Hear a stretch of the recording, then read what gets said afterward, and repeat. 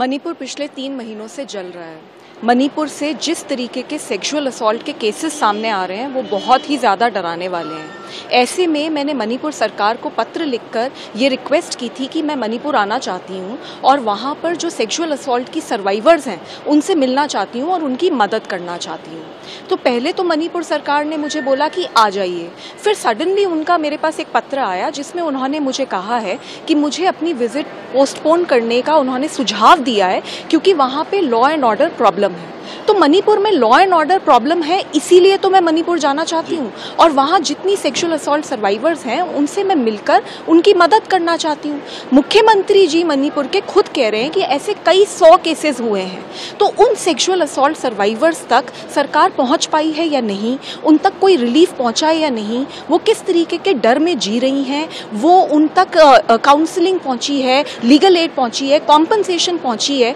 कोई धमकियाँ तो नहीं मिल रही, ये सारी चीज़ों का जायज़ा लेने और उनकी मदद करने मैं वहाँ जाना चाहती हूँ। तो मणिपुर सरकार का जो सुझाव है कि मैं अपने डिसीजन को रिकंसिडर करूँ, उसके बारे में मैंने काफ़ी सोचा और मैंने ये निर्णय लिया है कि मैं मणिपुर जा रही हूँ। मैं मणिपुर मुख्यमंत्री को ये पत्र लिख के बता भी रही हूँ और उनसे अपील कर रही हूँ कि मुझे रोकने की कोशिश ना की जाए, मेरी मदद की जाए, ऑफिसर्स से बात की जाए और मेरी विजिट रिलीफ कैंप्स में और जहाँ पे भी ये लड़कियाँ हैं वहाँ तक करवाई जाए, जिससे कि हम उन तक पहुँचें और उनकी मदद कर सकें। साथ ही दिल्ली में काफ़ी सारी मणिपुर की लड़कियाँ भागकर वहाँ से आई हैं क्योंकि उनके साथ वायलेंस हुई है। उनके साथ मेरी काफ़ी लंबी मीटिंग हुई है, उनकी भी बातें हैं जो मैं मुख्यमंत्री जी से बात करना चाहती हूँ, इसीलिए मैंने उनसे समय भी मांगा है मिलने का। मैम, हमने देखा राहुल गांधी जब मणिपुर विजिट किया तो प्रॉब्लम क्रिएट हुई थी वहाँ पे। अगर आपके साथ भी ऐसा होता है तो आप क्या करेंगी?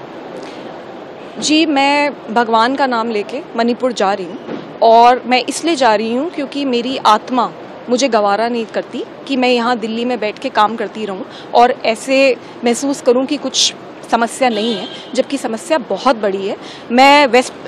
वेस्ट बंगाल, राजस्थान और ये जितनी जगहें हैं, अगर इनसे भी इस तरीके के कोई दिल दहलाने वाले केस सामने आएंगे मैं वहाँ भी जाऊँगी, लेकिन अभी फ़िलहाल मणिपुर जल रहा है और मणिपुर के अंदर लड़कियाँ बहुत परेशान हैं और आप ये खुद ही समझ सकते हैं क्योंकि वहाँ पर जब मैं जाने की कोशिश कर रही हूँ तो मुझे ही जाने से रोका जा रहा है। तो it is important that I visit Manipur and I am visiting Manipur. Ma'am, Manipur के बारे में जब विपक्ष के लोग बात करते हैं तो